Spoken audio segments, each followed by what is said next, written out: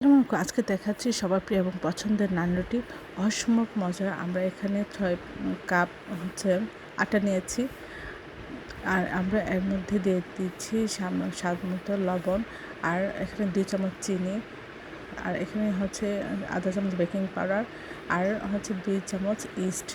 আপনারা যে কোনো সুপার শপ থেকে ইস্ট পেয়ে যাবেন। আর সব শুকনো উপকরণ ভালো করে মাখিয়ে কুসুম গরম পানি দিয়ে আমরা আস্তে আস্তে এভাবে নরম একটা ডো তৈরি করে নেব। আর করার আগে আমরা একটা ডিম ভেঙে এর মধ্যে দিয়ে দিচ্ছি, দিয়ে খুব ভালো করে আপনার মাখিয়ে নেব। প্রথমে ভয় লাগতে পারে, আসলে ভয় লাগার কিছু নেই। এরকম ভালো করে ম্যাশ করতে করতে মাখাতে এটা ঠিক হয়ে যাবে।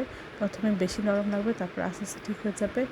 আর হাতে একটু আটা মাখিয়ে বা তেল মাখিয়ে এটা করলে ভালো। এটা 2-3 ঘন্টা রেখে দিলে এরকমভাবে ফুলে উঠবে। এত সুন্দর আর এত ভালো হয়, অনেক হয় যে, আর ভিতর থেকে বাতাসটা আপনার বের করে এভাবে সুন্দর করে যতটা রুটি বানাবেন এরকম করে ভাগ করে নিয়ে এক একটা রুটি বানিয়ে এবং চুলায় দিয়ে দেবেন ফ্রাই প্যানে অল্প তেলে।